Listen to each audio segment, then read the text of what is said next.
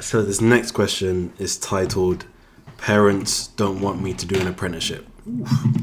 So this is a long one, so I'm going to summarize it. He has applied for economics in some highly ranked unis, and he's also applied for some business management apprenticeships. Yeah.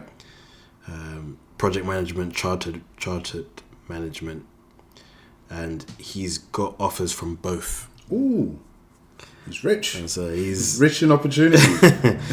And so now, he said, however, when I spoke to my parents, they said apprenticeships were for non-academic people that can't get into unis, which is obviously not true.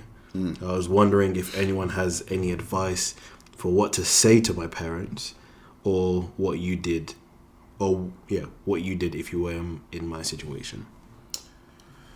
There's a lot to unpack there. I think the main thing I want to focus on is the fact, I think confrontations with parents. Yeah, that's a tough one. I mean, I don't know, maybe you could speak on that a bit more, because coming from, my parents, even at the time, were quite old. My dad had me when he would have been about 49. Wow. My mum, she's 22. She was 22 years younger than my dad. 49, she would have been 27-ish. Yeah. So again, my parents, and by the time I was in my adolescent years, my parents were definitely on the older side of things anyway. So depends on how old they are, which, if this is a student, actually, yeah, it's a different, because what I was going to say is, especially for my parents anyway, apprenticeships wasn't something they really understood as a concept. The traditional path was just uni. And so apprenticeships was you didn't make it? Oh yeah, here's an apprenticeship. Right. There weren't, I think now apprenticeships have developed so much that actually it's a path that's very credible nowadays.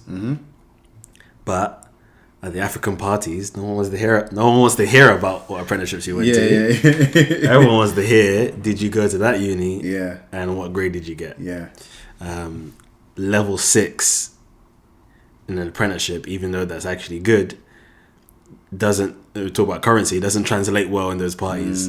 A first in a uni degree is now very obvious. And so those are the it depends on your parents. I mean, I say this if they listen to this.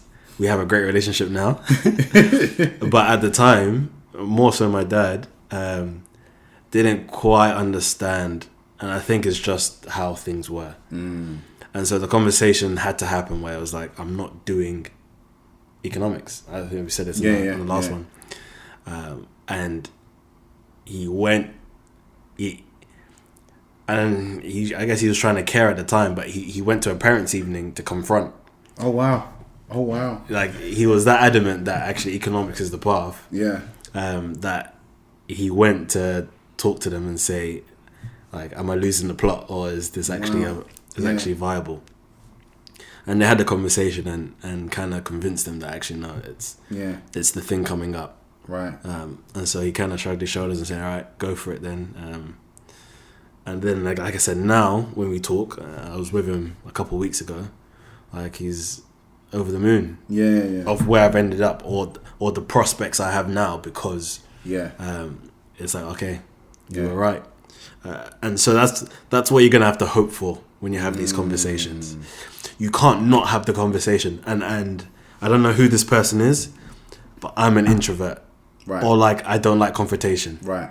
And so to have that conversation was because in my mind I had to, right? Because there was no way I was doing economics. I actually ended up doing it for A level because he said so. Went for a couple of lessons and it just wasn't for me. Right. So I left it. I dropped out. Right. Okay. Wow. And then that's where the passer happened. Yeah. But there's one, I think, a statement that we both heard in service a couple of weeks ago. If you don't stand for anything, you'll fall for any. Yeah. If you stand for nothing, you'll fall for anything. Exactly, that quote. Yeah. And at some point, you got to have the backbone to your parent. 100%. And again, it's with reason. You're gonna have to think about. Yeah, you don't just blasé it, but you do have to realize that at some point it's your life. You've lived your whole life under their roof, but at one point you're not going to. 100%. And so you're gonna have to prepare yourself for where you go next. And again, I'd say it's neither is it a case of just rebelling, smashing up the place and being a rebel for the sake of it, rebel without a cause kind of thing. It's not about that. It's, as you said, taking a stand. I would say as well, if you do have to kind of confront your parents because of a difference of opinion, where they want you to go and where you want to go in life, then be prepared to see it through. Because I think what I'm kind of gathering from your story is you gained your dad's respect as a man because you handled your responsibilities as a man. You made a decision, you stuck by it, and you worked well. You worked hard at it. You didn't just flippantly make the decision and then flippantly give up when it got hard. You saw it through. Exactly. And now you've come into your own as a man, and your dad can see that and he can respect that. Because at the end of the day, your parents want well for you. Like, we're talking about good parents, parents who care, parents who will go down to a parents' evening and, you know what I mean, confront teachers and stuff. And parents who care enough to give you advice and say, well, look, son, your uncle's a doctor, your aunt is a lawyer, your boom, boom, boom is a this. We want you to do this. It's because they care. They want the best for you. They want you to do well. They're looking at prospects and futures and stuff like that. But at the end of the day, again, it comes back down to knowing yourself. And I think have a plan. That's something I'd throw in as well. Like, have an idea of the steps you're about to take. Don't just be like, oh, I don't want to do what you say, mum and dad. I want to do this. Okay, son, so why do you want to do that? 'Cause. Do you know what I mean? Like, have an idea of why you want to do the thing you want to do. I mean, clear ideas. Why you want to do the thing you want to do and where it's going to get you. Even if it is just a stepping stone to something else. I think the better the better you are able to express yourself and articulate yourself about the choices you make, the more you will get your parents' attention and hopefully respect. Do you know what I'm saying? Because I think with parents that want to care for you and look out for you and look after you, maybe they'll be reassured if they can see you're now becoming more able to look after yourself. Do you know what I mean? So it's like, okay, well, son, I've got these plans and ideas for you because I'm trying to take care of you, or daughter. But if you show me you're becoming more capable of taking care of yourself, I can take off the stabilizers a little bit, and I'll feel more reassured in taking off the stabilizers a little bit. Do you know what I mean? And kind of letting you do your thing. But another thing I wanted to ask, related to that question, is how do you confront your parents? Because if we're going to go practical, did I do it the best? Probably not. There was a lot of emotions in it. I think it helped that he went parents' evening, because then it's not my opinion now. Your dad's a G. Bopped in there. I don't even want to. Yeah, anyway. Yeah. How do you confront a parent? Tough one. Again, I'm going to draw back to what I said. Know your stuff. Like, if we're talking about confrontation, you have to be well armed, quote unquote. Like, you have to know what you're talking about. I think that's one thing you can do. Number two, show respect.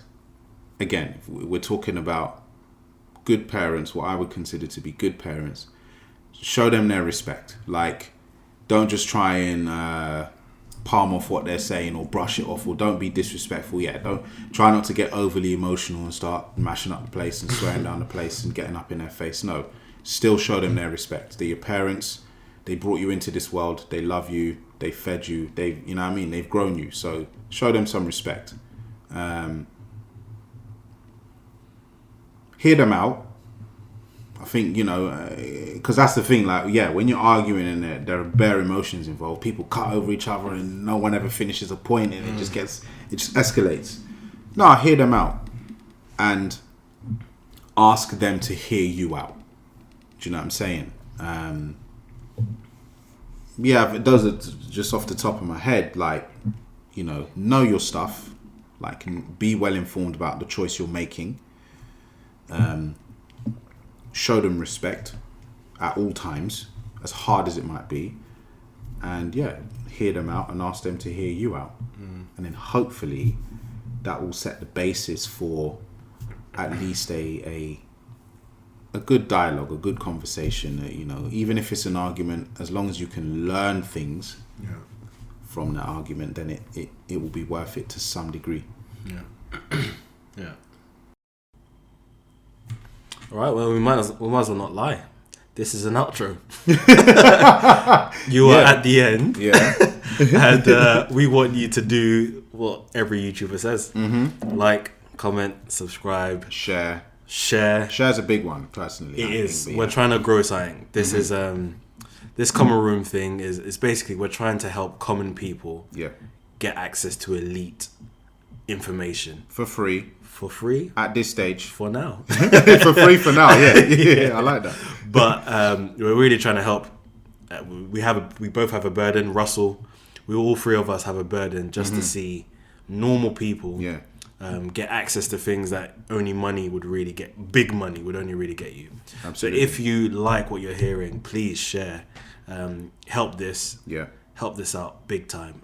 Or if you've got a question, a thought, a comment, feel free to DM us, email us. Yeah, get in touch. If you're brave enough to do it with your name on it, comment down below.